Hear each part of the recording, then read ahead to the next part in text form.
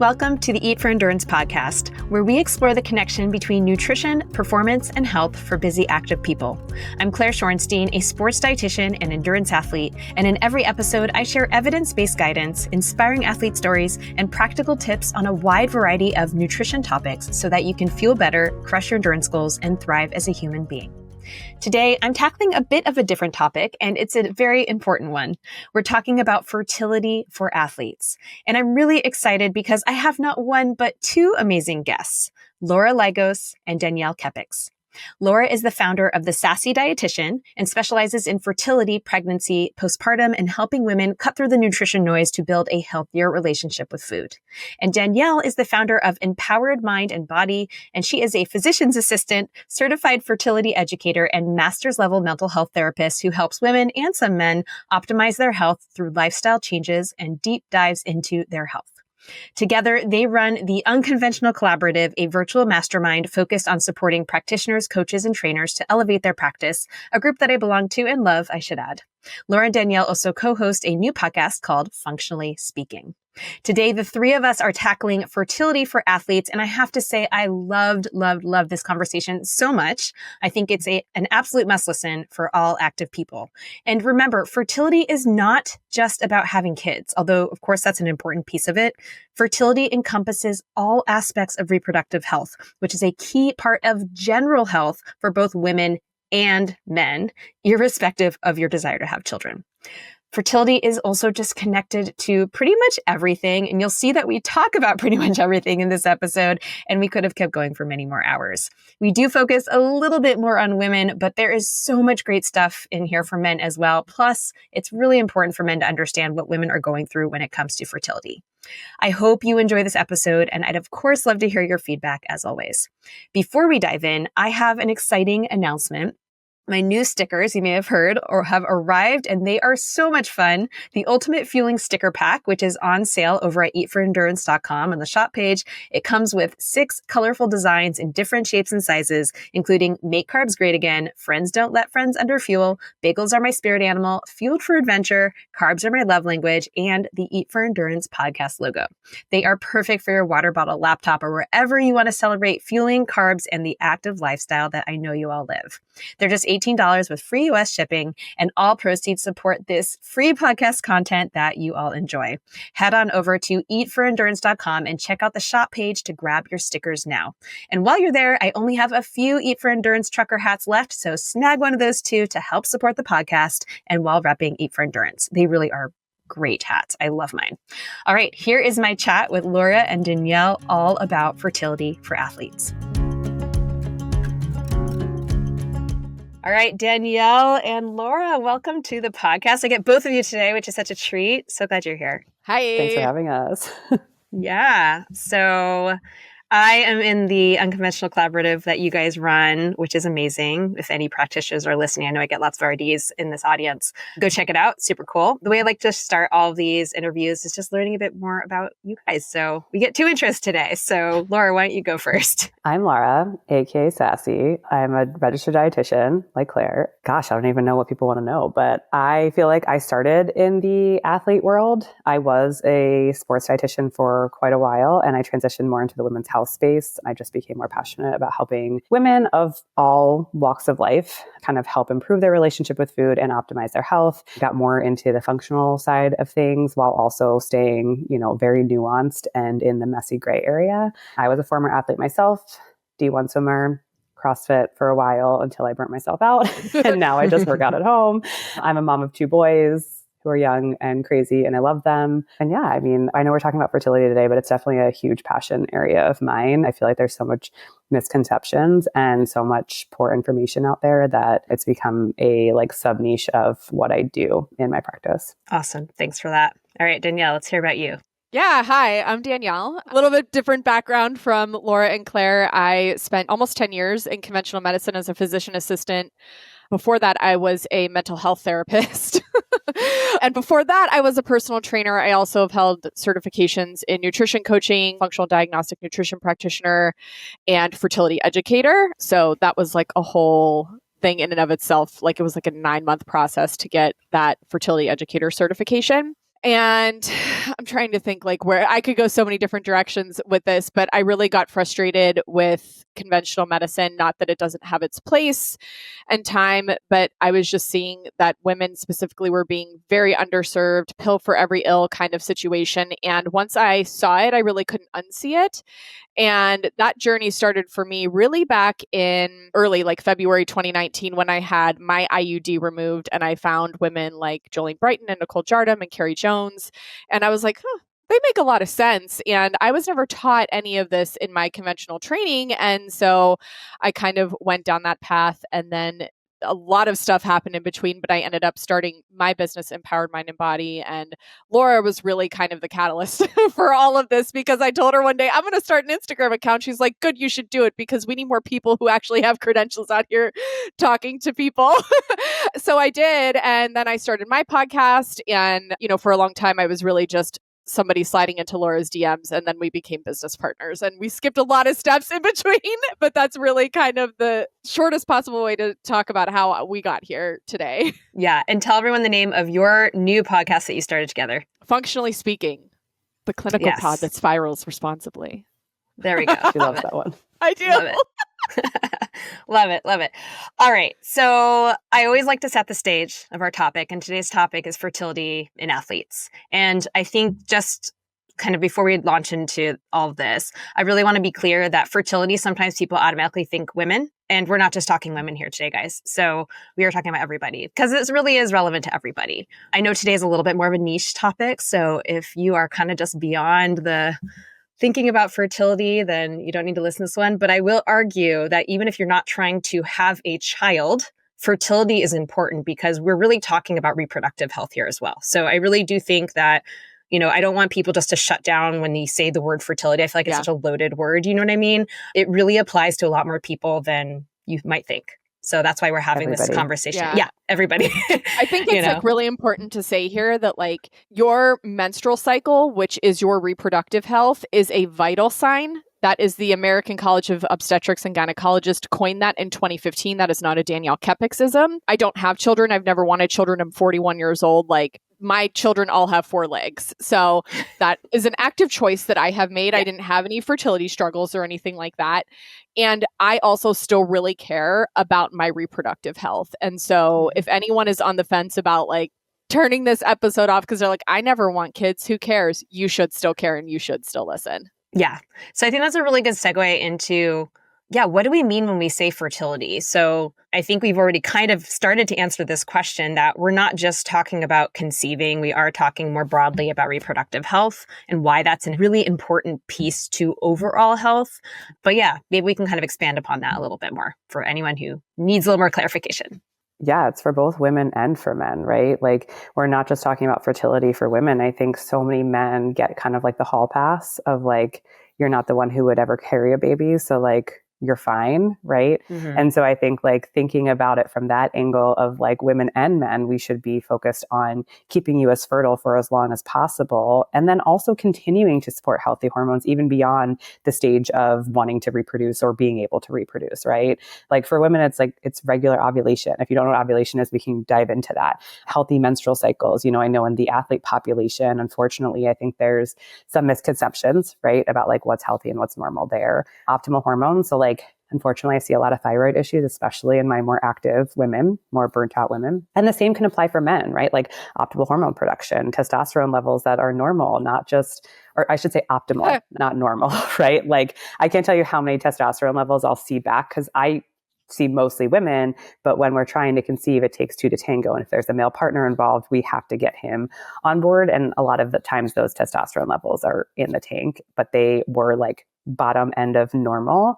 And, the guy doesn't feel good. He doesn't have a good libido. He's not sleeping well. There's not good energy. They're not performing well, right? And like, then you can also go into like, does he have healthy sperm production, good motility, good morphology? I mean, we can talk about that all on its own.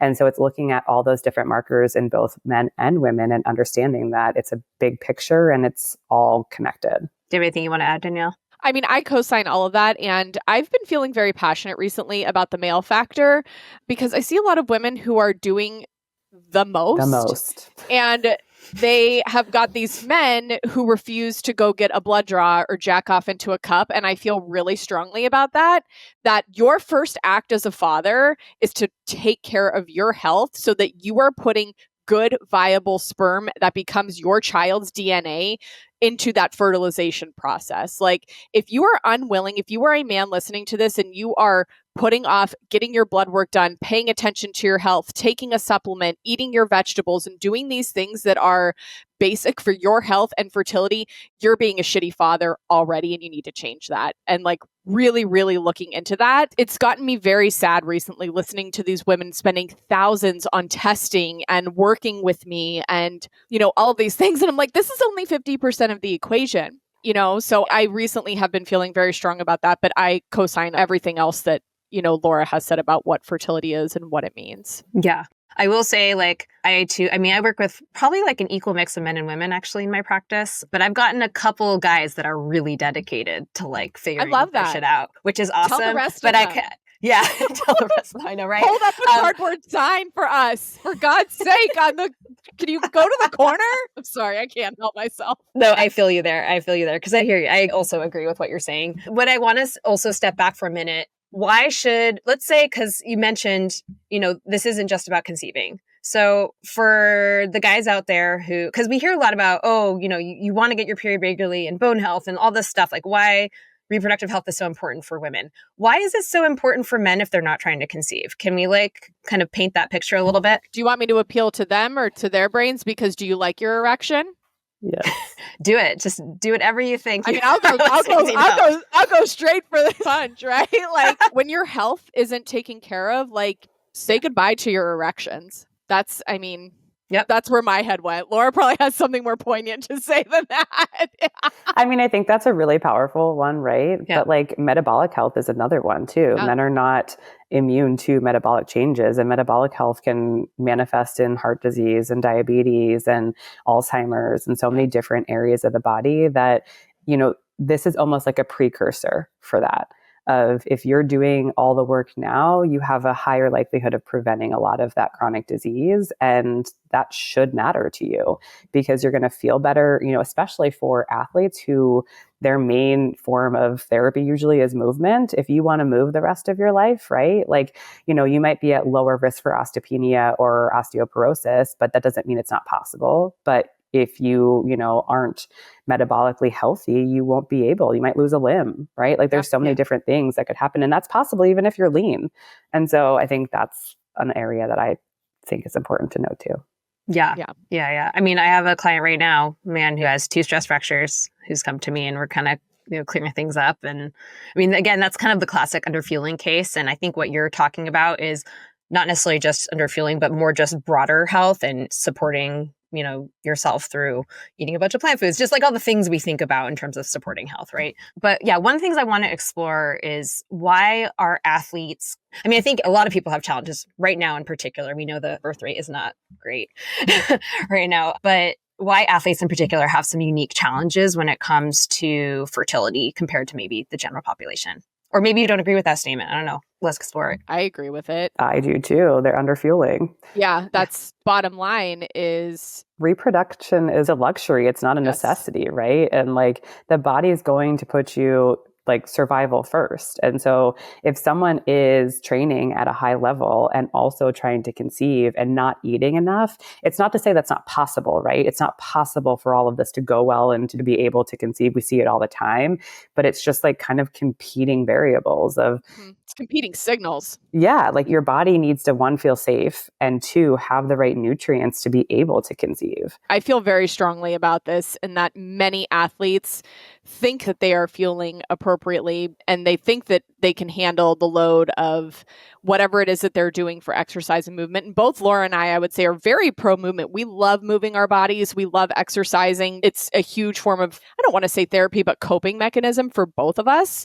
And not to be able to express that becomes becomes, it becomes difficult. And also, I say this all the time, like fertility is like a luxury item. Your ovulation is a luxury item. And I'll put it in these terms for people that when you are getting paid and you are going to pay your bills, I'm pretty sure you pay your insurance and your mortgage and utilities. You pay all that stuff first. You're not paying for a trip to France when you can't afford to pay your mortgage. Like, it just doesn't make any sense.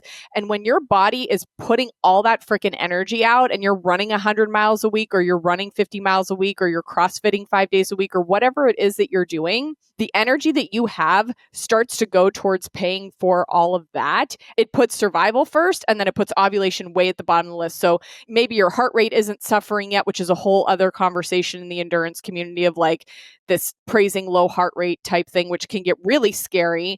And the pH of your blood is okay, and you're converting oxygen into carbon dioxide, but you're not ovulating, and your sleep is trash, and your thyroid hormones in the shitter, and you're burning through magnesium way too fast. And so when you don't have the building blocks to have a healthy cycle or healthy sperm, you're not going to make a child. And so many of these people really do need to pull back, and they don't want to. I mean, I could go into a whole mental health shtick on that. And basically what you're talking about is low energy availability, which I talk about all the time on this podcast. And we're constantly trying to avoid that, obviously. But yes, it's a luxury item, but it's a necessary luxury item. Let's like really make that clear. It's not something that you can just do away with and save for later or like have when you feel like it. Like, no.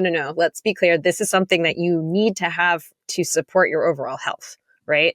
So it's a luxury item in the sense of where your energy goes in the body if you're just kind of letting your body do its thing. But truly, we want that to be there. We want it to be prioritized. I think what's hard too is that like a lot of times people, and Danielle and I were just talking about this, a lot of our population looks healthy, right? And so when you are of a population where you look fit and you are fit, I think there's also a lot of dismissal that happens, right? You go to a doctor and you complain of X, Y, and Z, and they're like, well, it couldn't possibly be. Like, you're fit, you're healthy.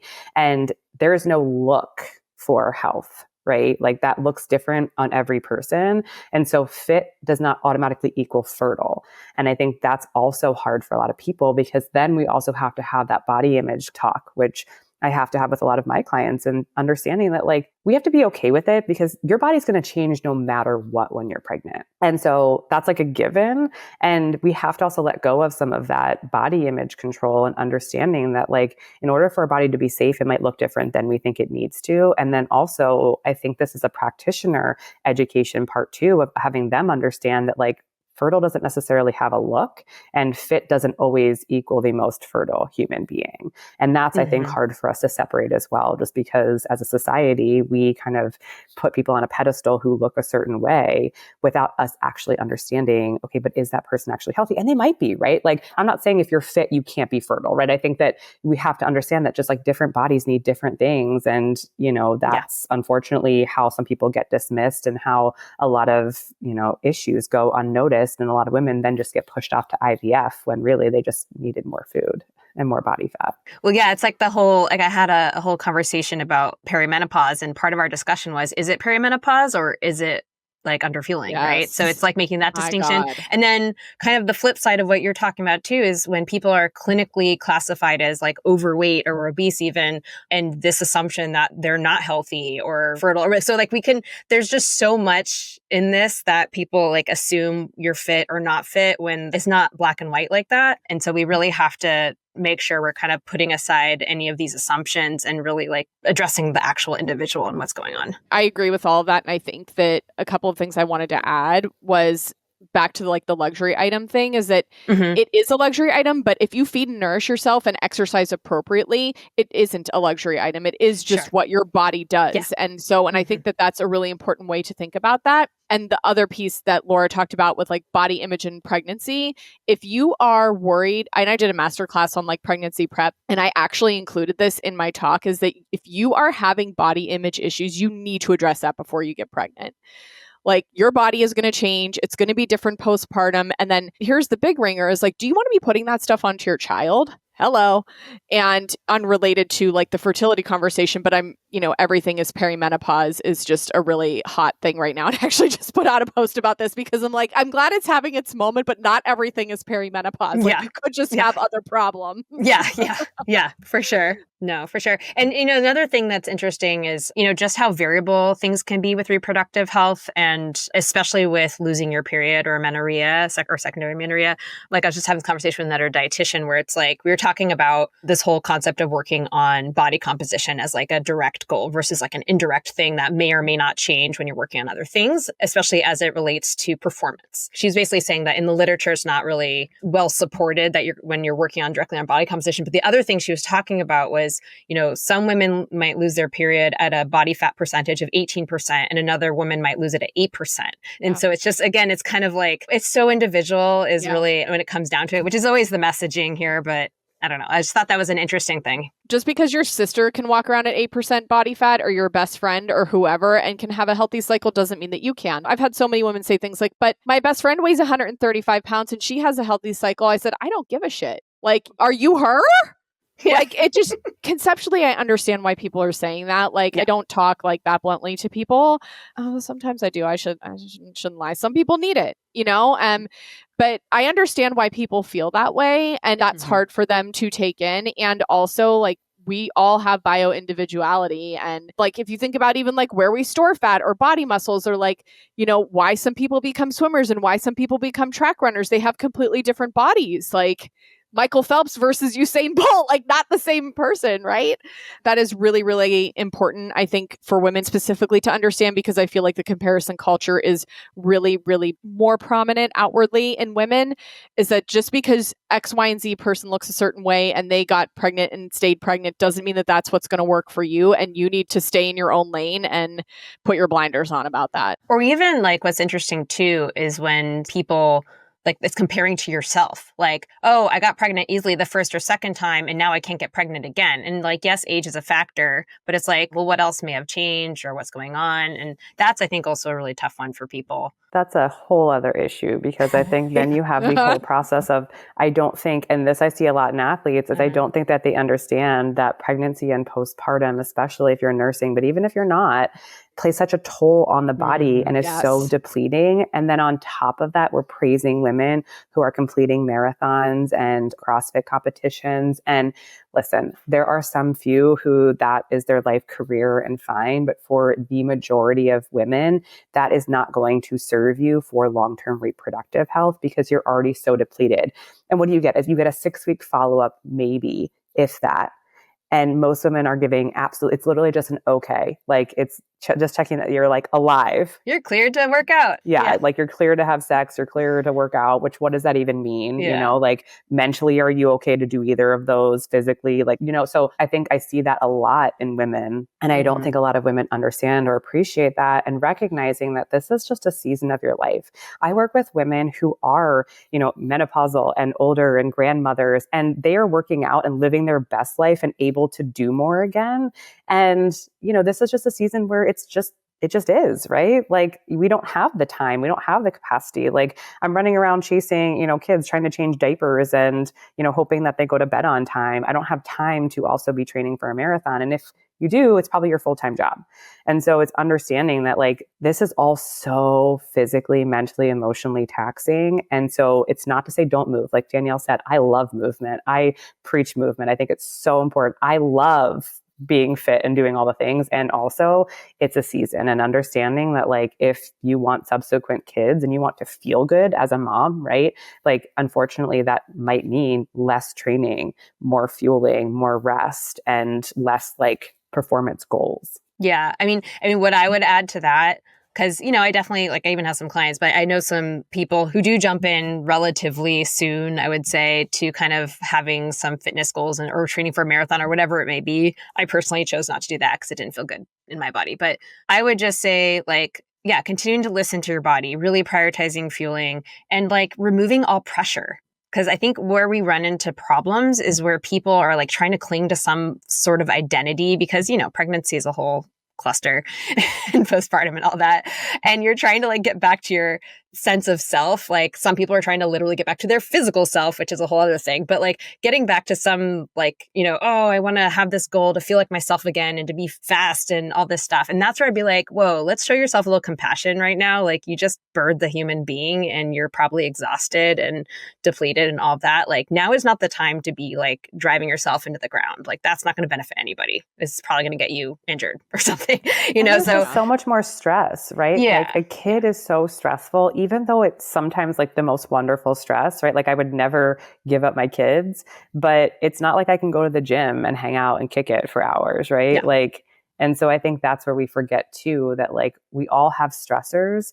And stress is good and bad and just is, right? Like your body doesn't know if you're getting chased by a lion or if your kid is, refusing the banana that you peeled and you don't want it because you peeled it, right? God forbid. Your body doesn't know that. And so yes, it's just, there's also that added layer too of subsequent pregnancies and subsequent fertility trials because you're no longer just you, not to say that that's easy in and of itself in the current day and age, but like having to also care for another is a stressor. And I feel like we don't give that credit either. Women are just supposed to like work like they don't have kids and have kids like they don't work and all the above, right? And we praise plays women who run the marathons and do all of that. And listen, I'm not shaming those women who do that, but why aren't we praising and, applauding the woman who is resting and listening to her body and being present with her family and not doing the most? And that sucks because I don't know that there is a way to put that on a pedestal, right? It's not like as glamorous. It's not as fun to showcase. But if I could, that's the woman who I would praise and say well done. You're slowing down in this season and that's serving you and it's serving your family as well.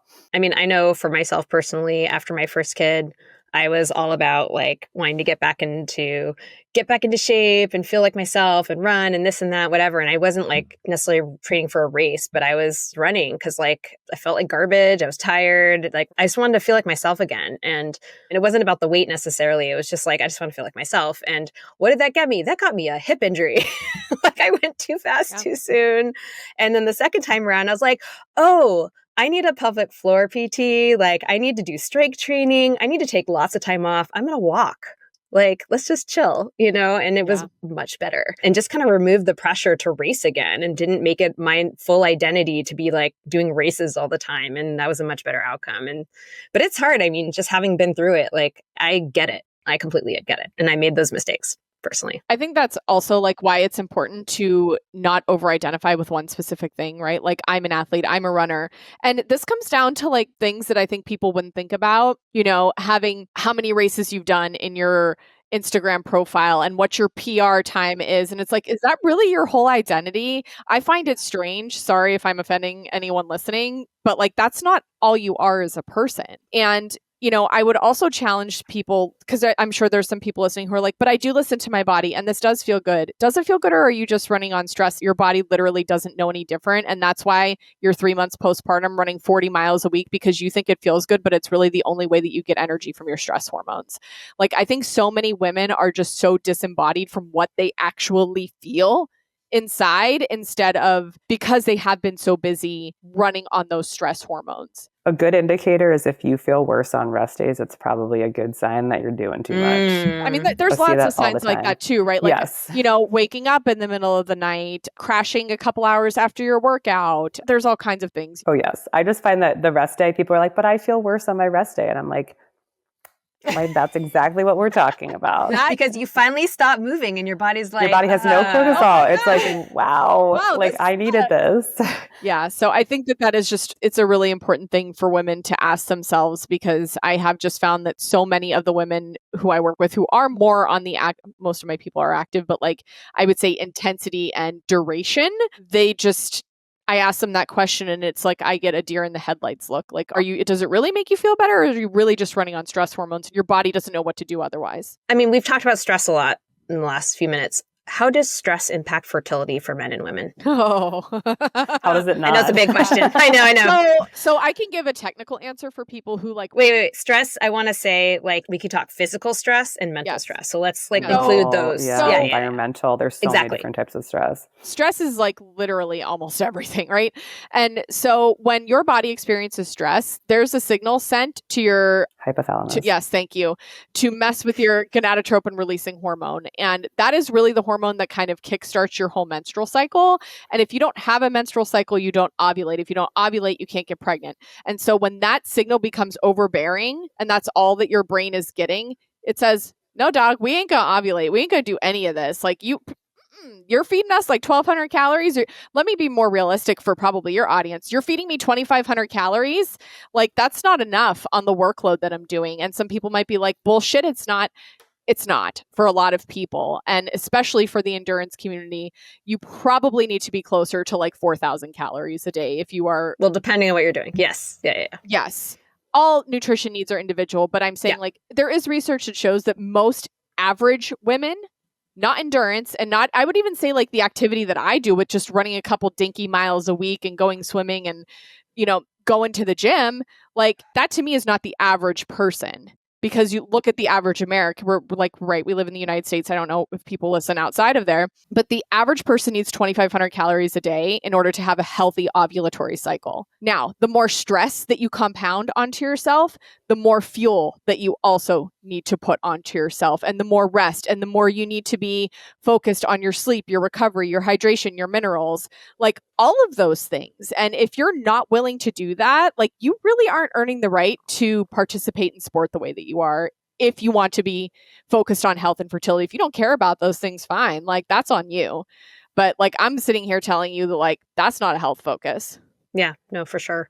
And again, like health and fertility, we are not just talking about conceiving. Like I know we've talked a lot about pregnancy and postpartum and all that stuff, but that is not what we're just talking about. Yeah, here. I mean, do we want to talk about like why you need a menstrual cycle even if you're not trying to get pregnant? Let's do it. Let's talk about that. I mean, all of the hormones that our bodies produce don't happen if you don't have a cycle, if you don't ovulate, right? And each of those hormones influence different factors of your health. So let's take estrogen, for example. So important for your mood, important for your insulin, right? Your blood sugar control, like estrogen plays a role with that. Also your blood pressure. So it actually brings your blood pressure down when you have adequate levels. Progesterone is important to help you chill out and sleep at night. And I'm pretty sure that if you don't sleep well, like it impacts just about everything else in your life, from the food choices that you make to the energy to your mood throughout the day and everything else. Bone density, estrogen and testosterone, body composition. Laura, you got ones that I'm not spitting out yet? Probably, but what's a brain cell? Yeah. I mean, a lot of things are affected. That's the message. Everything's impacted by it. Yeah. I mean, risk of injury, right? Like we can go the whole REDS cascade. Like there's so many different things. And I think menstrual cycle, as Danielle said, is a vital sign. And I know coming from a background of sport is like, you were actually like applauded for not having a period because it was something you didn't need to worry about. And like, that's so dangerous. I think some of that rhetoric is changing. Thank God. Like I see more young women tracking their cycle and having an idea of what that even means, right? Like it was too taboo to talk about. Like I was a swimmer and like I was never allowed to get out of the pool unless I was on my cycle. So I literally just had to be like, if I got out of the pool, it's because I must be on my cycle, and nobody wanted to talk about it because I was with like all men. And like, you know what I mean? Like it was very much like, oh, okay, yep, you go. Like there was no like. Wait, what do you mean? Like on your cycle, like what? Like you had to go change your tampon? Like what does that even mean? Like why would you get out of the pool because you're on your cycle? Well, because you just pee in the pool otherwise. Oh, serious? Is that a thing?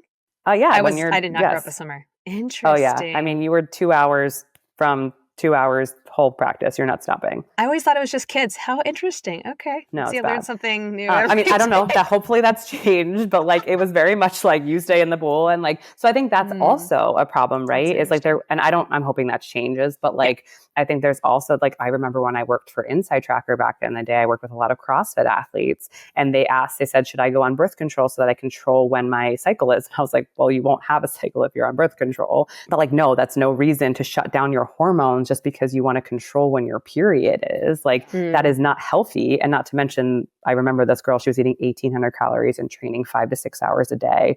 And I literally I was like, I am unwell. And I told her, I said, I cannot work with you because this is like basically like unethical and dangerous. And like, you need to go see someone because there's so many red flags. It's sad because I think for so long, women's cycles were just so taboo, especially in sport. You could never just take a rest day because you were feeling off or down or right. And so I think that's also something that would be helpful to talk about too is just like your cycle's normal. And it's normal to have fluctuations in energy, and it's normal to have performance changes as well. I understand if you're an elite athlete, sometimes you don't get those days like that you want. But as for most of us who are just doing it to be fit and healthy and have fun, you know, like listening to your body can be safe, and it's normal to have a cycle and normal to bleed. And there's obviously a lot of things that aren't normal about a cycle, but I would also argue that like if you are having periods and menstrual cycles at large that are that disruptive to your life, you're missing the whole point. And we need to address those underlying problems, because if you cannot go through with the training because of issues you were having in your cycle, your training is too much for your body, likely. There could be other things going on, but... No, I've been working with a client who has been dramatically changing, like increasing how much she's fueling and just changing all kinds of things. And like one of the big wins she sent me, I remember getting this message. It's just like, for the first time, I got a period that didn't have any symptoms. Like it was no big deal. My acne has basically gone away. Like everything is better. Amazing, isn't it? And literally all we changed was her fueling. I'm 0% surprised. Yeah, exactly. It's just so sad because so long women are just told to be smaller and to eat less and to do more. And PMS is normal. Which I definitely grew up believing. Like I was like, cramps are just part of life. Like that's just, you're supposed to feel shitty around your period. Yeah. It's like, oh, I like learned that much later in my life that that's not normal actually. I'm like, oh, okay. I always tell women, if they're speaking of cramps, like if they're curious about what is normal, like if you go to the gym and the next day you're like, oh, I'm like a little bit sore. I can tell I did stuff, but like I don't need the handicap stall. You shouldn't need the handicapped stall, right? After you do leg day. If you feel like that's what your uterus feels like, that I need the handicap stall and you're doubled over, like that is not normal. Like you're going to feel something. I find myself explaining this to my clients a lot because you're excreting the lining of an organ. So like there's going to be those contractions, right? To push that out from the prostaglandins that make that happen. So you should feel some, like a 2 out of 10 slight discomfort. You should still be able to go for a walk or go to the gym. You should still be able to live your life. If your symptoms are taking you out of your life is not supporting your body the way that you think it is. Whether that's training, fuel, whatever.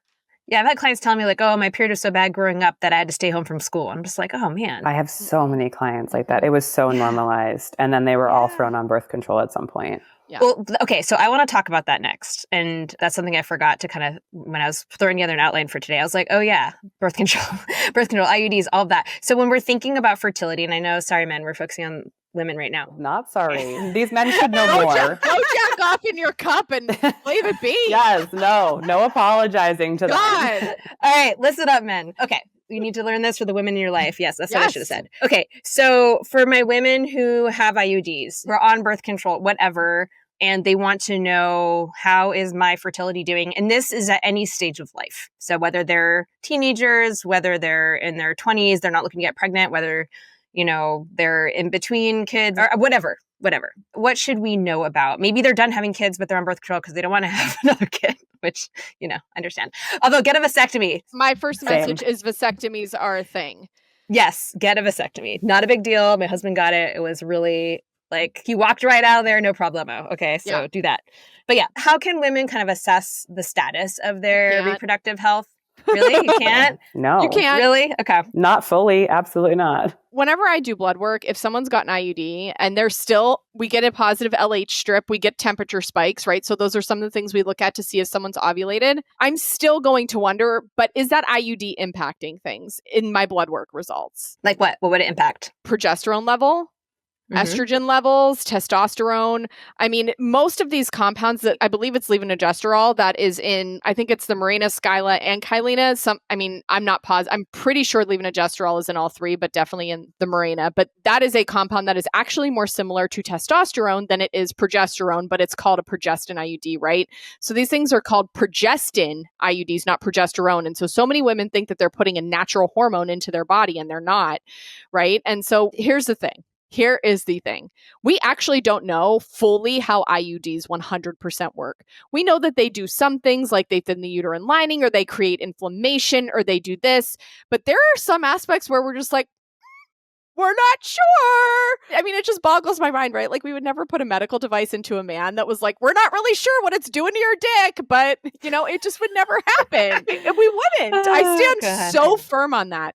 And so your original question was, how does it affect how we assess fertility? Do women still ovulate on IUDs? Yes. So we have hormonal and non-hormonal. The ones that I have already mentioned are hormonal progestin IUDs. There's also the Paragard, which is a non-hormonal copper-based IUD. What? Laura is shaking her head to that. I hate the copper-based Oh, one. I was like, I thought I said something wrong. I was like, did I spit something on my No, like, copper is, we don't need copper. For fertility issues, it can cause such an issue. Anyway. You could be ovulating. It is 100% possible. Most women aren't going to know because they're not tracking their body temperature. They're not tracking LH levels, which that's a predictor. It doesn't mean that you actually ovulated, right? And most of them aren't bleeding. So they're not getting that visual, oh, I'm having a period type of situation going on. And it gets even more difficult. The biggest population using these devices are honestly women in their 40s who are in perimenopause. And it's a holy hellfire because what they really need is hormone replacement therapy. But what they're getting is a shitty, like downgraded fake substitute, in my opinion. You're not going to get an accurate representation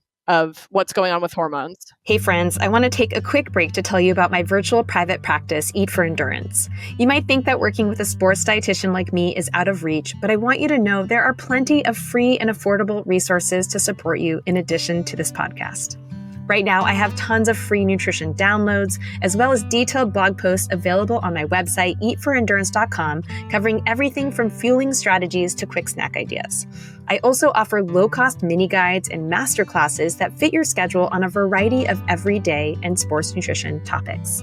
And if you're looking for consistent support and direct access to me year-round without the commitment or cost of one-to-one coaching, you'll love my monthly nutrition membership, Fuel for Life Crew.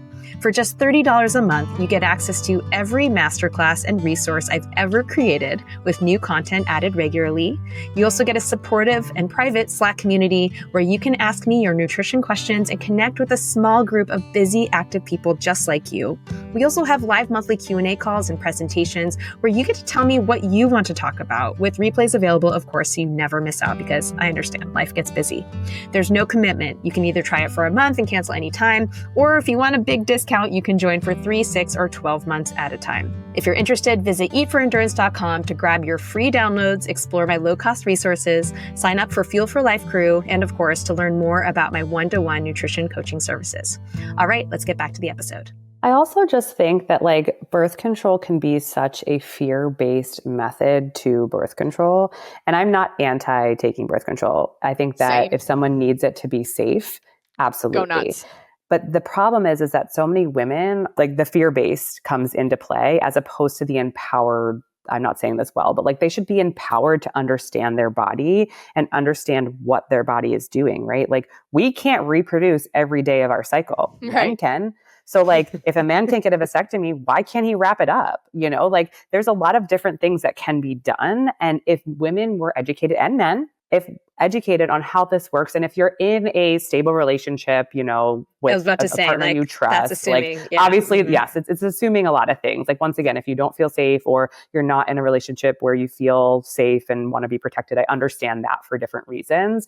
But I also understand, like, if you truly want to understand your cycle, like I've had women come off of birth control for that purpose, to really understand like what it feels like. Yeah. And most of them end up staying off of it. Most of them realize that they feel better. They feel more like themselves. They actually have a mood. They actually have feelings. Feelings? What are these? Like as a clinician, sometimes I'll tell people that. Libido? Yes. Like sometimes I think we almost need to get off the crutch to understand that like I am safe, I am okay as long as I truly am, and empower yourself to understand what your cycle even is. Most women don't know what follicular phase is. They don't know what luteal phase is. They don't know what their ovulation is. They don't know that temperature spikes. Like most women don't know this, and it's no fault of their own. It's that It was never educated on it. Our OBGYNs just handed us birth control. And, the second you say you want to get pregnant, they tell you to come off of it. There's no education on the actual physiology of what's happening. And I think women deserve that. And so I'm also, I tell all of my women, I say like, I'm not going to tell you what to do with your body. You need to do what feels the safest to you. But if you have a partner who you're committed to,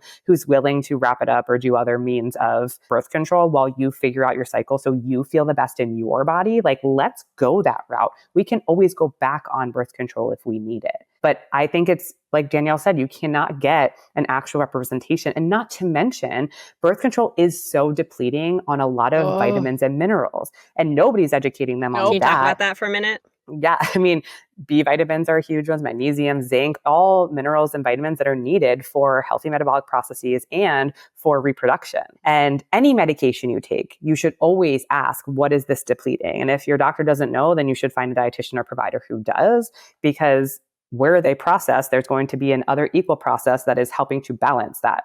Any SSRI, any anxiety medication, any proton pump inhibitor, all of those will also deplete the body. And so we don't talk about that. So women come off birth control, and if they are trying to reproduce, they're wondering, like, what happened? Like, I thought I was fine. I thought I was just, preventing birth, which, yes, of course, that is one role, and one role that I think is super important for a lot of women. But like, what about everything else that happened? And that drives me crazy, because no one's telling them that. I think the hardest time I have is with my younger clients. So my kind of teenage collegiate athletes in the 20s, like, they have no desire for kids. Maybe they're in a relationship, maybe they're not, and so it can just be tricky because they really obviously don't want to get pregnant, but they do care about their health and, about their performance and all these other things. Like, I had one collegiate athlete who was actually, this is another one of those, like, who had bad periods in high school, was put on birth control to help improve her periods. So that's, mistake number one.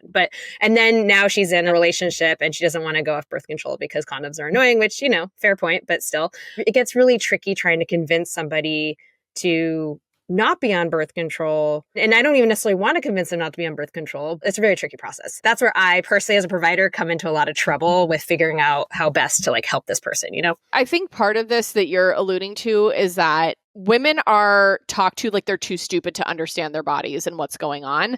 Like, oh, you couldn't possibly prevent pregnancy with the fertility awareness method, when fertility awareness is actually as effective as oral contraceptives when done correctly and when it's taught appropriately. Can you elaborate on what that is for anyone who's not aware? So it's tracking your cycle using different biomarkers. So whether it's ovulation predictors, cervical fluid, which is different than discharge. My God, please, it's different than discharge. That egg white stuff that comes out of your vagina, that is cervical fluid. It's normal. It's healthy. If it smells or and colored, we want it. yeah. If it's smelly or it's colored, that's a different story. Go get swabbed. Temperature shifts, and you can use cervical positioning, which I don't do and I don't teach to women. I find that the other things are usually enough, but I still see signs in gynecologist office. They're like, fertility awareness is 28% effective, and that's absolute fucking bullshit. I'm just going to put it right out there.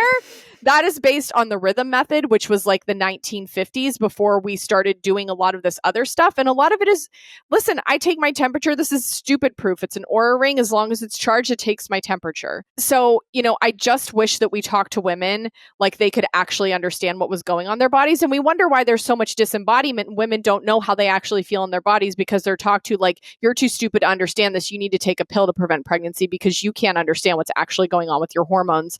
And I mean, we could go on a whole other tirade about like how the medical system isn't supported by it, pharma funding and this and that. And there's so many different angles to take with this. But if there's one thing that I want women to understand is that you are smart enough to understand what's going on in your body. It's actually quite simple. And when you tune into that, it actually gives you more power than shutting it down. So is that what you are often teaching to your clients? Like both of you, each of you, whatever, how do you kind of address this type of thing? Let's say like with younger clients who don't want to get pregnant, or maybe they are in their 40s. I mean, if they're in a stable relationship, vasectomy, like that I understand. But let's say the man is like, nope, or whatever. Like, is this typically what you're recommending? I'm more concerned with educating my clients and making sure they understand what they're actually putting in their body. Mm-hmm. So like, were you actually educated about what birth control is doing? And most of them weren't. That's not their fault.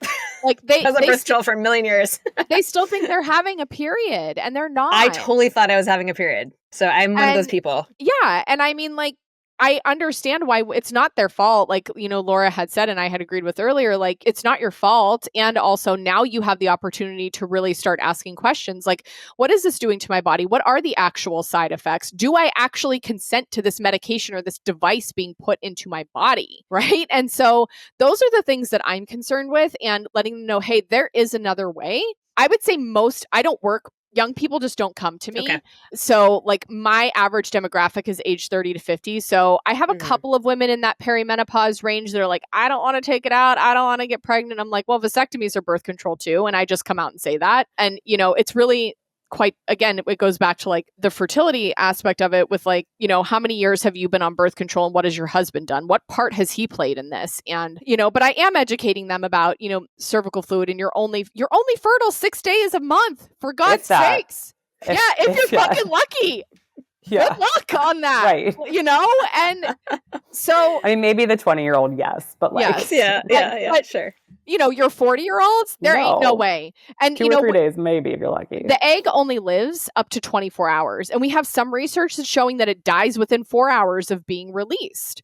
And, you know, sperm can live up to 5 days before ovulation. That's also if the male is fertile and he's got good sperm. If we have all of these things in line where like we're having sex at the right time and the sperm is optimized and the egg is optimized, you are fertile for 6 days a month. And so I just think that women need to understand that, because I think so many women do still think, especially the younger girls who are in their early 20s, they think they're fertile every day. And they're terrified. Yes. Well, because they've been fear-mongered into it. Yes. Think about Mean Girls, right? Like, you will have sex and get gonorrhea and die. Like, you know what I mean? Like, this is the type of narrative that is being preached. And, you know, I think kind of back to like your question is like, we both have clients who end up staying on birth control. Sometimes it's something that like we cannot, you know, I think like Danielle said, the education piece has to be there. And that's, I think, what's missing. And so most women don't even know that it's an option and are so scared of that option. And so that's like step one. But like, as far as like what to do if a client, or if you're listening and you're like, I don't feel safe if I'm not on it, whatever, like there are things that you can work on while still on it. And I think that can be important too. Like, I think for a lot of women, fatigue and energy are two of the biggest, I mean, they're like two sides of the same coin of like, do you have normal energy throughout the day? To me, that is huge. Are you, you know, mostly like, is your mood mostly stable, right? Like you're going to have ups and downs. That's normal. Like you're inundated with all different things, but like, is there rage, right? Are you like super sad certain days? Like you can go based on some other symptoms as well. And like how to support it goes back to the same things, the basics: eating enough, resting enough, getting enough sleep, managing your stress, going to therapy if you need to, and repleting some of those nutrients too. Of, you know, for some people, it might be as easy as a multivitamin. I don't think everyone needs a multivitamin, but like if that's where you need to start there. For other women, it's like making sure we're getting enough minerals on board, like especially athletes. Are you getting enough sodium, potassium, calcium, magnesium? You don't have those inputs,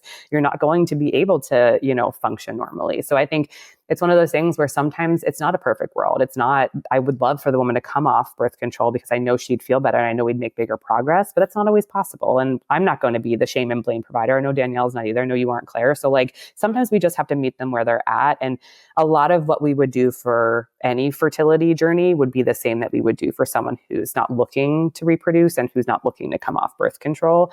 But one thing I do is educate on like the nutrients that we need to replete, because no one's ever talking about that. And again, just emphasizing, even in this population of people, because we spent some time talking about people who do not want to become pregnant, like we are still concerned about fertility.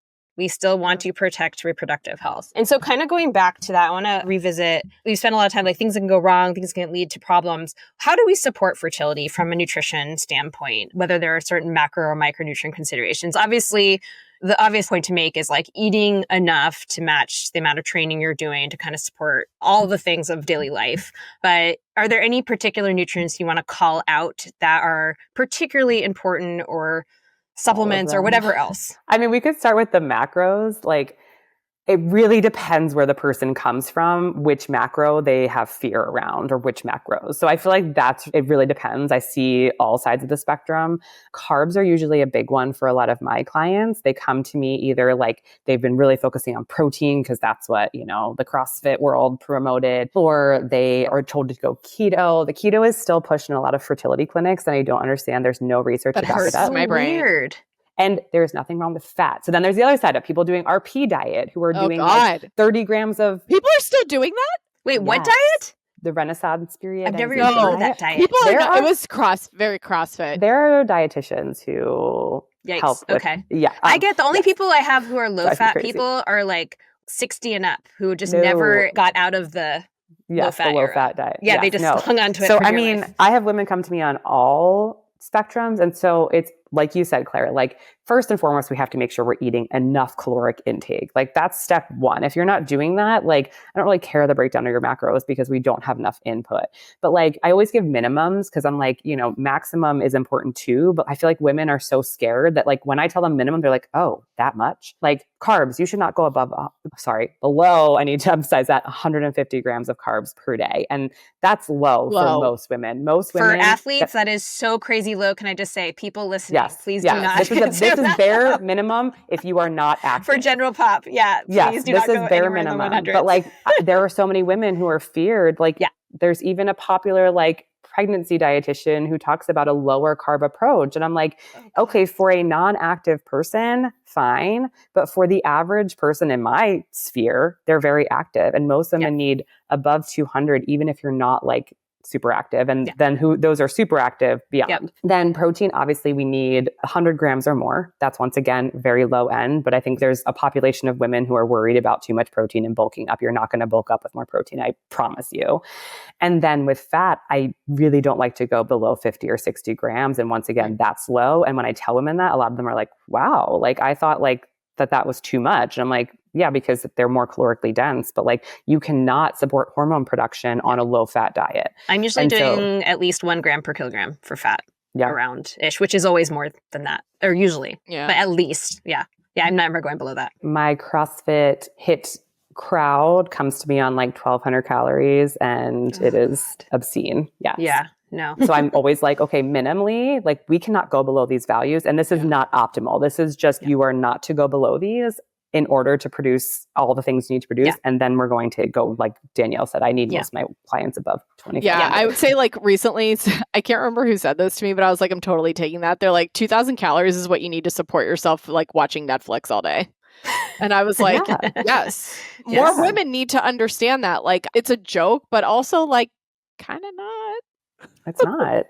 It's so sad. And I think, women, they don't understand that because they've been taught for so long that they need to be on a diet or they're too big or they're too this, whatever. Yeah. And, I mean, there's a time and a place for supplements and we all use a variety of supplements in our practice, especially in relation to kind of like gut protocols or whatever we're doing. But when you're taking a million supplements and you're not paying attention to your nutrition, that's such a fail. That ain't it, dog. Preach. No. Yeah. So please don't take all these like random weird blends of things for fertility, quote. I think a lot of people think that taking a prenatal is like all they need. Oh, that might be fine to take a prenatal, but it's not. Oh, yes. Yeah, we're not shaming prenatals here. No, it's like people think like, I'm taking other a prenatal. crap. Yeah. Yeah, like there's so many people who are like, I'm taking a prenatal. And I'm like, okay, what else is going on? Like that prenatal is like an insurance policy to make sure that we have folate and things that like prevent neural tube defects. But like, what else do you need, And yes, oh my God, like you don't need Nutrafol. If your hair is falling out, it's not because you have a Nutrafol deficiency. It's because you're not eating enough because you're stressed out. Like, holy moly. Yes, the basics over biohacking every day. All day long. What about kind of lifestyle considerations? I know we've already talked about stress. Is there anything else you just want to call out when it comes to supporting healthy sleep, reproduction? 100% sleep. Yeah, and monitoring for airway issues because sleep apnea. Can you talk about that for a minute? Oh my God. Yeah. Can we talk about that? We can talk about airway. I know, without kind of going too deep in the rabbit hole because I want to talk about some other things. I mean, thank God for the collaborative. Shout out to Dr. Julia and Dr. Geist because they've taught us everything we know. But I mean, there's so many people who have some type of airway disordered sleep. Mm-hmm. And a lot of people think, what is it, like fat 40 and whatever. Yeah, like sleep apnea really for anyone who has gone through, who is any type of practitioner, PA, NP, doctor, like we're taught, sleep apnea only really happens in fat men over the age of 40 who have thick necks. And that's really false. There is an epidemic going on of fit women who are fatigued. Fit, fatigued, and 40. That's my new, if you are 40 years old and you have not had a sleep test, it should be a part of your routine screening at the age of 40, if not before that. I got diagnosed with mild sleep apnea. So same. Yep. And then again at the age of 50, because what happens is when your estrogen levels go down, your soft palate changes. It changes I can't think of the right word, but because of that, those changes, it changes through perimenopause and then when you're postmenopausal, right? So I really, almost every single person that I see, I recommend them getting a sleep test. I mean, I have found some really whacked out like airway dental issues I had someone who was so bad that Kristen did a consult with her And Kristen came back and told me that if I didn't intervene with her, not her fucking dentist, me, if I didn't intervene with her, she would have lost many teeth within 5 years. That's how bad her acid erosion was in her mouth. Wait, from what? She's a mouth breather. And when you breathe with your mouth and you have, it acts as a vacuum and it pulls the acid up. So she had acid erosion I could see it. This is an area I need to learn more about. I haven't watched like the whole presentation on it in the collab, and yeah, I need to do a lot more area. But both my parents were diagnosed with sleep apnea. My husband just did a sleep study, and I think he needs some sort of mouth guard or something for oral appliance. It's real cute, let me tell you. Yeah, so now I'm like, oh God. He told me about the sleep study. I'm like, I don't want to do it, but maybe I'll just request the sleep meds, the sleep aids, because he did it. He just raw dogged that. I was like, that sounds horrible. I'm like, give me the Ambien or whatever you want to give me. No, that's going to totally steal your resolve. No. Yeah, okay, fine. It's just a roll on your finger. Bringing it back from like fertility, right? Like there's actually studies to show that like sleep apnea, especially in men, decreases all the sperm count, motility, morphology, etc. Women as well. And women are usually undiagnosed anyway. So I don't think we have enough good research on that.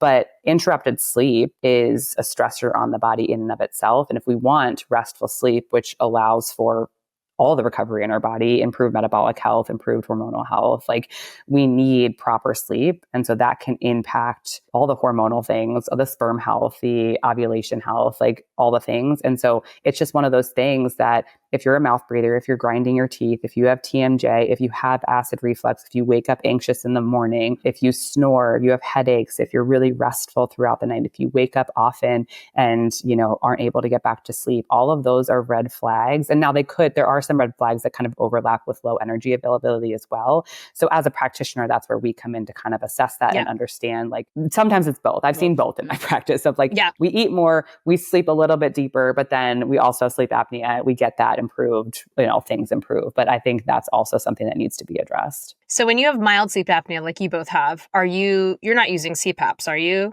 Are you doing I have an oral appliance and I did some myofunctional therapy as well. Interesting. Yeah, I've done myofunctional therapy and I'm actually seeing Kristen like in a couple of weeks here because I want her to kind of look at my mouth and determine what is needed because I trust no one. So I'm flying to New York.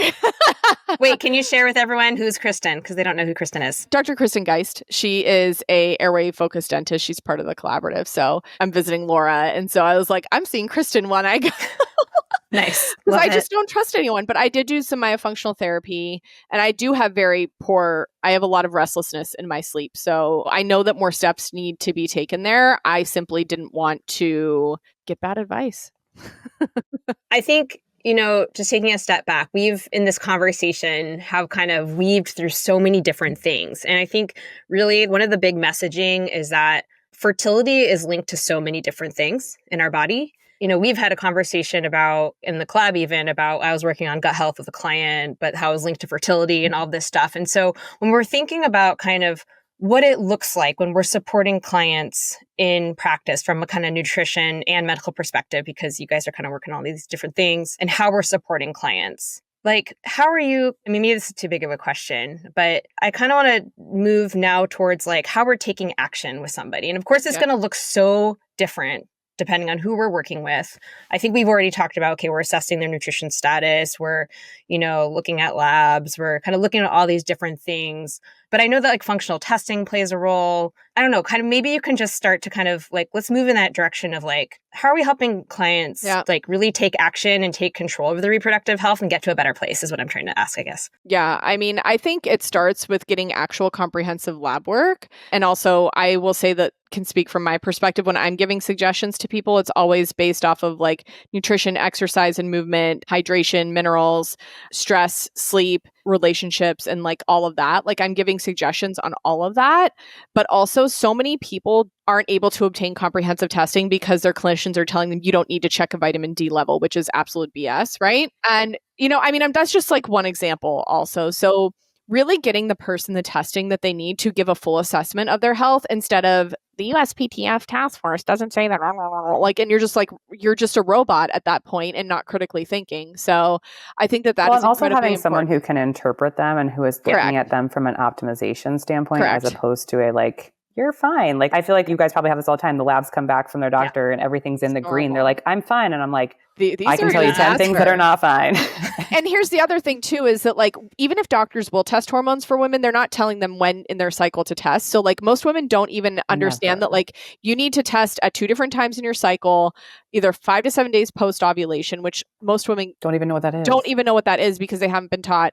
And on cycle days 3 to 5. And that can even get messed up because so many women are counting cycle day 1 as spotting, and you shouldn't be. So understanding what your cycle from a definition standpoint is incredibly important. So teaching them those types of things too. So not only are we getting comprehensive testing, we're getting accurate testing, because healthy hormones start with accurate testing. Are you having people do like test blood work for hormones? Yeah.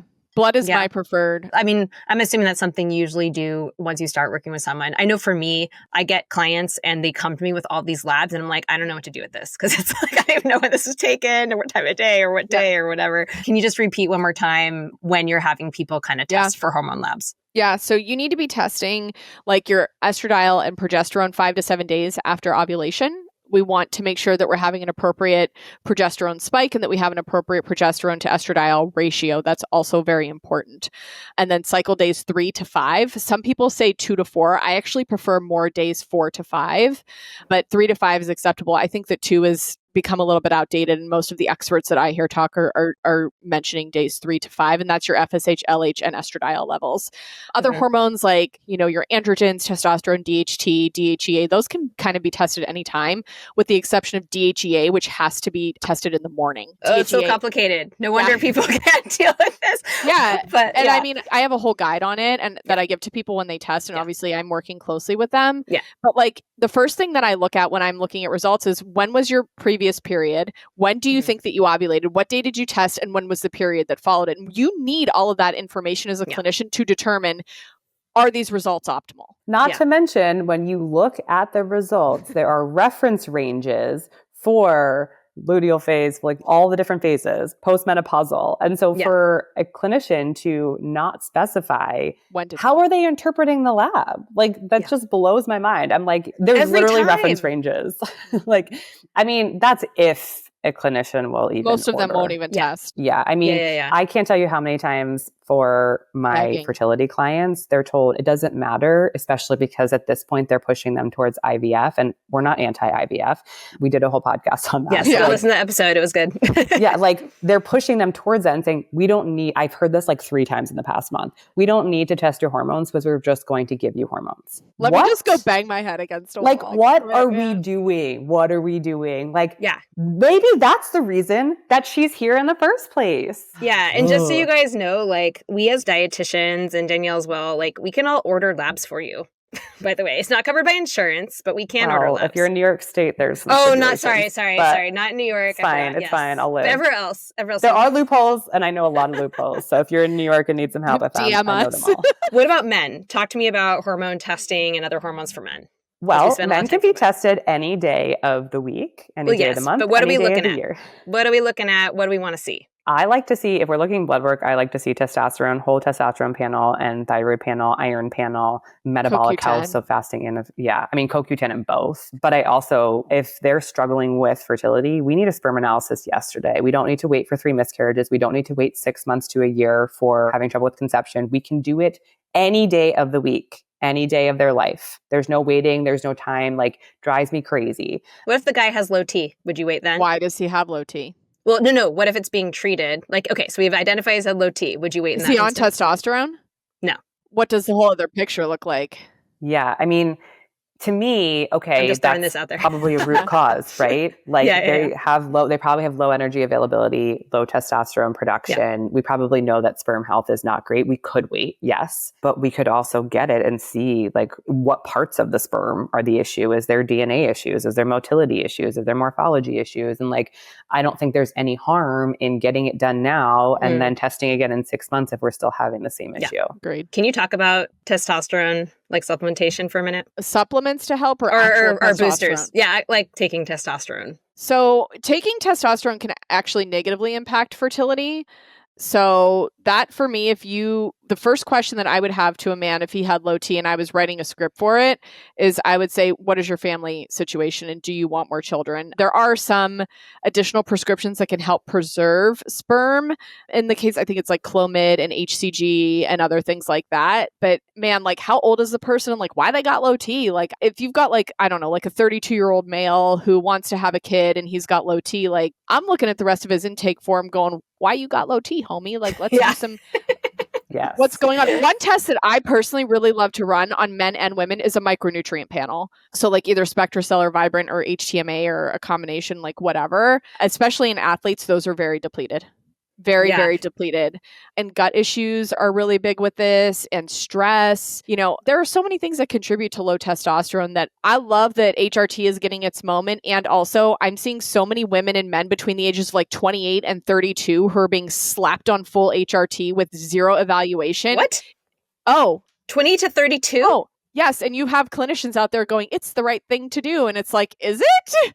Because like you ain't doing no root cause analysis, homie. That's really scary too to me when we're just throwing Band-Aids at bullet holes without any kind of evaluation. So like I'm very pro HRT. I just started testosterone cream because I'm 41 and my testosterone's in the pisser and I've done everything. So I have theories about women who have been on birth control long term and when they come off later in their life and what that does to testosterone levels, which is a whole other conversation. But yeah, that is not the time and place. Like now, if you've got a man and they're who just, even if he's, you know, in his 40s and he doesn't want more children and he's optimized, fuck yeah, go to town, man. Like that's shit's, I'm very pro HRT, but not when you're trying to like have more babies and shit. Well, I think it's like, are we being honest about what's causing this, right? Yeah. Like, are you willing to slow down? Are you eating enough? For men, I feel like sleep is an issue, even if there's no airway related issues, right? A lot of them are like, I don't need more sleep. I'm good. Like, no, you need sleep. Like there's a lot of different things that I think, you know, because there's the whole like male culture of like, you know, they have to be strong and supportive or whatever. And I think we've talked a ton about this in the collaborative. A lot of these people need time. Yeah. And when we talk this fertility discussion, people don't want to hear that it takes time. And when they go to a fertility specialist, the fertility specialist is offering them a baby in 3 to 6 months. Yeah. I'm never going to claim that, but I can offer you improved reproductive health in 3 to 6 months to set the stage for a potential pregnancy if that's what you want. But I think that's, and I know I come back to the pregnancy IVF because I work more in that fertility space, but like, I just think that time, and we talk about this not just in fertility clients and collaborative, right? It's like a lot of these patients and clients we work with just need more time. And we live in such a like instant gratification society that when you tell them like, this is going to be 3, 6, 12 months of you really putting in the work after, you know, 30 years of you not doing it. Cause you know, no shame, no blame of like, we're just kind of evaluating how you got here. Like it takes time, you know, it's not just a 6-week shred. It's not just like, that's all this is all my underfilling clients. Like it just takes so much time to establish what's going on, get them on board even because there's like the mental piece and then actually get them to consistently be doing what I'm actually recommending. Like that takes a while too. Yeah, so which is really normal, right? Because we're humans and we're used to our certain behaviors and we all have other things on our plate and it's normal. I just think it's unfortunately not what people want, right? Yeah. I know we're coming up on time, so I just have one more area I just want to dip into, and that's kind of the connection between fertility and gut health for men and women. You know, gut health is such a trendy kind of area to be talking about, and it's a really important one, so I'm glad it's getting attention. But understanding that connection, I think it would be just good for my audience to kind of hear a little bit. We don't have to go too deep, but just a little bit about how are those two things connected? How are they not connected? I mean, there's a lot of different avenues in which they're connected, but the first and foremost, for most people, you can understand everything that goes in must be utilized or excreted. And so if we're not absorbing our food appropriately, it doesn't matter if we tell you the right macros and the right micronutrients, right? If you're not able to absorb that, it doesn't matter. And a friendly reminder that you don't have to have overt digestive symptoms to have a compromised gut. So a lot of people think diarrhea or constipation or indigestion or nausea it can be skin issues, it can be brain fog, it can be hair loss, it can be fertility struggles, all those things and more can be impacted by gut health. And so it's understanding, like, is that optimally functioning? Do we have pathogens like H. pylori, which can lower stomach acid, which can lower vitamin B12, which can inhibit absorption of food? Like, that's just step one. And then we can go on to certain bacteria that can, inhibit the production of certain hormones and also decrease absorption of certain nutrients. Like, I feel like Danielle and I are like broken records with celiac, but like for people struggling with fertility, have you been screened for celiac? I don't care. And have you been screened appropriately? Well, yes, celiac, that's a whole other thing. Discussion. Whole other discussion. But like that, if we're seeing low vitamin D, if we're seeing gallbladder issues, if we're seeing skin issues, even if you're not having like overt digestive issues, we need to screen for celiac. 9 times out of 10, it might come back negative, but like, I don't care. Like, we need to rule that in or rule that out. Yeah. And there's just so many different, like, and then also like your butt and your gut are close to one another, and that's close to your vagina. And so that's all impacting, like, it's right. Like, it's impacting. I don't know how to say that. It's impacting your vaginal microbiome. And we know that can impact your fertility, whether or not you're trying to conceive. So like, it can impact you in that manner too. And like, it's just not talked about. And so I think that also being more comfortable talking about that stuff and talking about your bodily fluids and functions, because we all have them, we all do them, we all poop. I sing the poop song at least once a day, whether it's to Danielle or to my son. So listen, I sent her a selfie of when I was on the toilet this morning, and she knows when I'm pooping because of the background. Listen, we keep it 100% real around here. We're not for you if you're not here to keep it real. Obviously, I co-sign all of that. And I would also say just the inflammation that also can be created from bullshit going on in your gut and the stress that creates. That's a stressor on the body too. Like, going back to just what is that stress that your body is actually experiencing, and the perceived stress. Like, Sarah Gottfried talks about perceived stress a lot, because even if it's not that's actually a real thing that's going on, but even if, the things that you're worrying about all of the time and the things that might not happen, like, your body is still perceiving that as a stress, and it's still going into that stress bucket. And gut health is definitely one of those big things, because not only on a systemic level, like physiologically what's happening to somebody, but what happens to the person who has diarrhea all of the time when they're trying to go out in the world and date, or they're trying to have dinner, or they're always worried about where's the closest bathroom. Am I going to take a shit today? Am I going to feel 6 months bloated? Like, that takes a toll on your system. And I think that is something that is not, that I know that the three of us are all thinking about. But when somebody goes into a conventional office and they want to talk about these things, they're not thinking about that. And if they are, they don't have the time to talk about it, right? Yeah. And so, or they're shut down. They're told that it's normal to poop once every 10 days. Or you have IBS. Yeah. See you later. And bye. Do the FODMAP diet. No, do the FODMAP diet. Oh God. It's so frustrating. No. Here's a pamphlet. So that's why, like, when people work with practitioners like us, like, you don't get 6 to 7 minutes of our time. Like, I'm spending, and I know you guys are similar, an hour before somebody's appointment, going over their intake, putting those puzzle pieces together, going through the slew of books I have here, and, on the internet, asking in the collaborative, and then I see the person, right? So it's like, people don't understand that, not everybody, but a lot of people don't understand that you're not paying for someone's 60 minutes in that, or however much time you get face to face with them. You're also paying for the fact that they're solving a problem for you. Like, I went through this pelvic floor thing recently that I won't get into. I spent like $1,500 in a week. My friend Brenna was like, was it worth it? I go, yeah, I would have spent double to fix that problem, because that is what it meant for me. That's what it means for me to be able to live my life in optimal health and move my body and be happy and optimal and thriving through this world, right? And so I don't know where I'm going now with this, because I've gotten off the gut. It's okay. It's okay. We wrote it with you. It's all good. Well, I think your whole point is that it's all connected, and like, you also have to have the motivation to want to change it, right? Like, we talk about this all the time in the collaborative. Like, we can't want it more than our clients. Like, you have to also meet us. You have to actually do the work or more, and do like, unfortunately, it's not a quick fix. It's not just to pop a supplement and you're better, right? Like, certainly it can be part of what we do, but it's all connected, and it takes work to get there.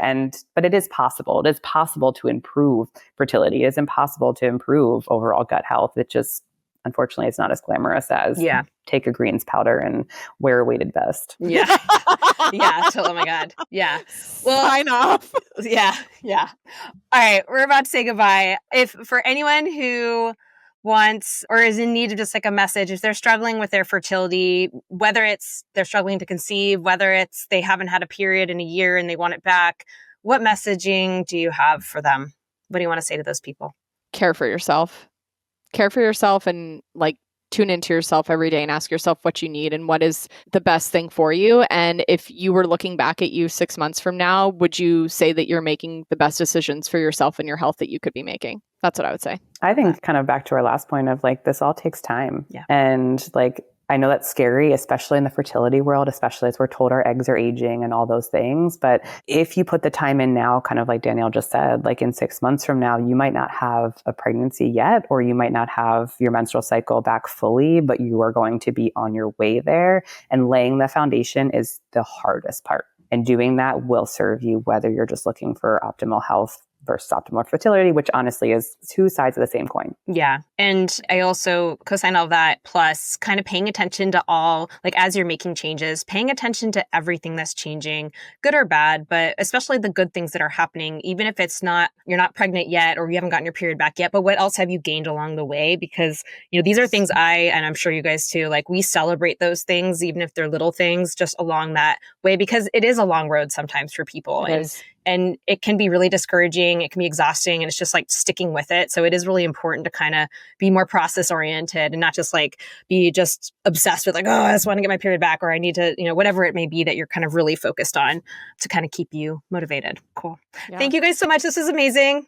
You guys are amazing. Thanks for having us. Yeah, I love this discussion so much. And it's such an important one. And it's really a different one than I've had on my podcast before, to be honest. So I really am so happy we did this. So thank you. Where can everyone find you individually and together? You can find me at Danielle.Kepics. That's on Instagram. That's pretty much where I hang out because I'm not a boomer and I'm also not in Gen Z. So like I'm not on TikTok and I'm not on Facebook. Me too.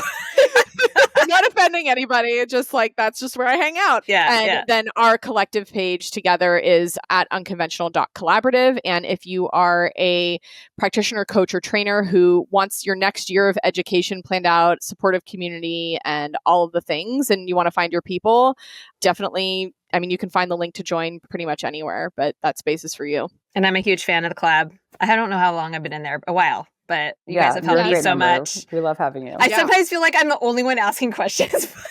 I wish more people did. I think, unfortunately, a lot of us live in our silos. And so it's like uncomfortable to ask the questions. But I'm like, well, I'm here, so I'm just going to ask the question. Yes, please. You know, everyone's like working in their own little thing. And, you know, literally as I sit here in my closet podcasting as a virtual practitioner, like I'm literally in a closet. That's amazing. Yeah. I'm in my podcasting closet, which all my podcasters or my audience knows. And like just all by myself all the time. It's like, now I have this crew of people. We can talk about cases and different things. So I appreciate you too.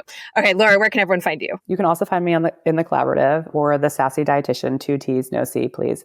And I'm on Instagram. I'm also on TikTok occasionally. But then we also have our podcast, Functionally Speaking, which we recently started as well. My followers have been asking me forever to start a podcast. So thank you to Danielle for actually ripping that Band-Aid. But yes, I'm not on Instagram nearly as much as I used to be because of 2 kids and the chaos. But one day I'll be back. Maybe. I don't know. All right. Well, thank you both so much. You guys are awesome, and have a good rest of your day. Bye. Bye. Bye. All right, friends, that is our show for today. Thank you so much for being here and listening. If you are enjoying this show, I would love it if you shared it with a friend or on social media, and if you would leave a 5-star rating and review. And of course, make sure you hit follow or subscribe so you never miss an episode. If you'd like to support my free content, you can check out the shop page of eatforendurance.com. There I have my affiliate codes to brands like Scratch and Tailwind and all sorts of other great brands. You can also visit my Patreon page. Both are linked to in the show notes. You can also grab those stickers I announced that just dropped. They're so much fun, and you can keep them all to yourself or share them with another athlete in your life. You can grab an Eat for Endurance trucker hat. Again, all proceeds help pay for podcast-related expenses like my editor and my virtual assistant, both of whom really help me run this podcast, which is a lot of work. And if you want some more support, you've already grabbed those free resources I mentioned, you want more consistent support, do consider joining the Fuel for Life crew over at eatforendurance.com. It's just $30 a month. It is such an amazing group of people. You will not regret it. And finally, I always love hearing from you. So whether it's feedback, topic requests, or just to say hi, I would love if you reached out.